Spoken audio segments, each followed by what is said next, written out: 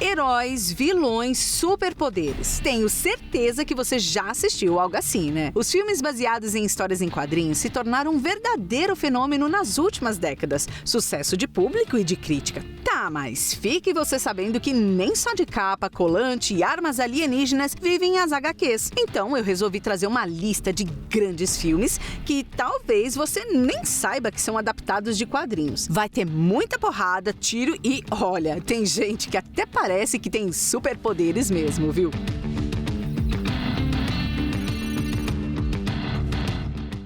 Nada mais justo do que começar essa lista com ele, que não é só o deus do trovão, como é também o Chuck Norris da Netflix. Sim, eu estou falando de Tyler Rake em Resgate.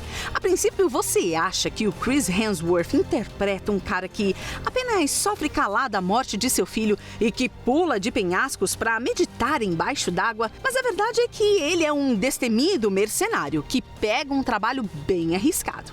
Resgatar o filho de um chefe do crime que foi sequestrado pelo seu maior rival. Tranquilo, né? Aí você pensa, mas quem vem com essas ideias, pelo amor de Deus? E aí que vem o ouro. O filme é baseado no HQ Ciudad, de 2014, que tem como autores os irmãos Russo, mundialmente conhecidos por terem dirigido Vingadores Ultimato. Mas se você achou que Ciudad é um título um tanto quanto latino para um filme que se passa em Dhaka, capital de Bangladesh, eu te explico. Nos quadrinhos, a história acontece em uma cidade entre Brasil, Paraguai e Argentina, e quem Tyler precisa resgatar é a brasileira Eva, de 18 anos, e não o Vi Júnior, de 15. Se prepare para muita ação, adrenalina e lutas muito bem coreografadas. Destaque para o plano sequência alucinante, filmado pelo próprio diretor amarrado em um carro. Mas não se preocupe, ele sabe o que ele está fazendo, né? Sam Hargrave foi coordenador de dublês de vários filmes de super-heróis. E não é só em Resgate que ele faz uma pontinha.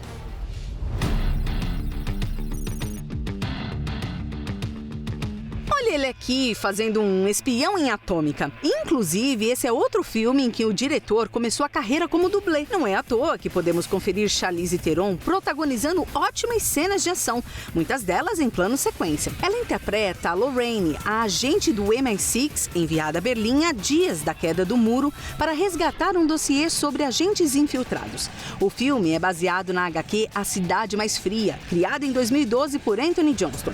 O visual preto e branco e minimalista do quadrinho dá origem a um filme com tons frios que contrastam constantemente com o neon. A Charlize Theron não fica linda nessa luz, gente?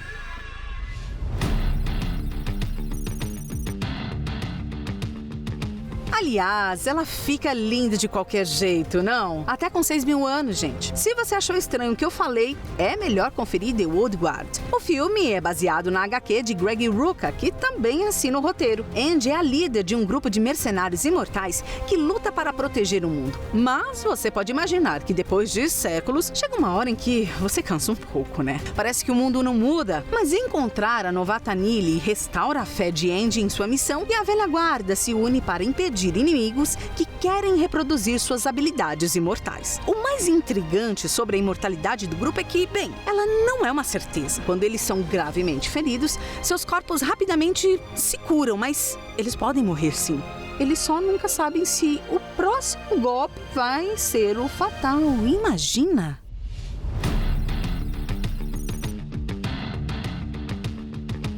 Falando em imortal ou quase imortal, eu te apresento agora o Duncan Visla, o Black Kaiser do filme Polar. Como em toda profissão, chega uma hora em que você tem que se aposentar. E para o maior assassino do mundo, não é diferente, gente. O problema é que existe uma cláusula em seu contrato de trabalho que diz que, se um ex-funcionário morre após se aposentar, toda a sua fortuna volta para a empresa. Entendeu o que isso significa, né? Não vão dar um minuto de sossego para ele. Ao invés de aproveitar a tranquilidade de seu chalé, o Black Kaiser vai precisar enfrentar um implacável exército de assassinos mais jovens. Criado pelo espanhol Victor Santos, o personagem surgiu como um anti-herói de uma graphic novel noir, publicada em 2010. Teve 3 temporadas online e acabou virando uma série de 5 volumes pela Dark Horse, uma das maiores editoras de quadrinhos do mundo. Das páginas em preto, branco e vermelho, surge um filme sombrio, mais pop, graças à direção de Jonathan Jonas Arkeland,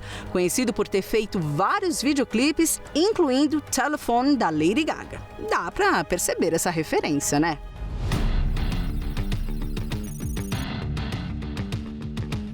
Continuando no mundo pop, agora eu vou te mostrar um personagem que surgiu nos quadrinhos porque os desenhistas queriam criar alguém parecido com um cantor Sting. Você nem deve imaginar, mas eu estou falando de Constantine, o exorcista freelancer interpretado por Keanu Reeves no cinema. Ele foi criado por Alan Moore e apareceu pela primeira vez em Monstro do Pântano em 1985, até ter sua própria história. O visual não é a única diferença entre filme e HQ. Na história original, o personagem é de Liverpool e no filme, de Los Angeles. Mas tem uma coisa que não muda não, viu? Constantine é um cara meio mala, totalmente cínico e egoísta, e ainda por cima fumante compulsivo e o tipo de cara que acende um cigarro dentro do hospital após receber um diagnóstico de câncer terminal. No filme de 2005, o especialista em ocultismo tentou se suicidar quando criança e no tempo em que foi dado como morto, conheceu o suficiente do inferno para não querer voltar para lá nunca mais. Errado não tá, né, gente? Mas já adulto, é capaz de detectar a presença de anjos e demônios que habitam a Terra e tentam nos influenciar. E, claro, ele tenta impedir que isso aconteça, mas não é porque ele é altruísta, não, viu? E sim porque ele não quer queimar no fogo do inferno.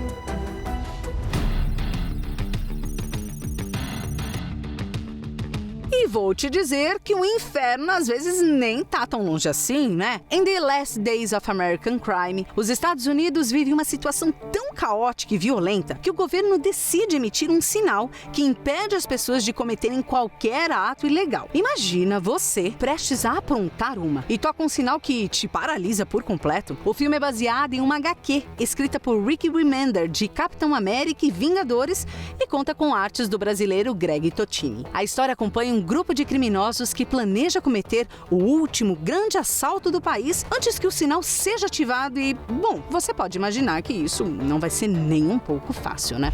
Olha, eu acho que eu consegui te convencer que filmes baseados em histórias em quadrinhos vão além de super-heróis, né? Então, corre que todos eles estão disponíveis para você assistir agora mesmo.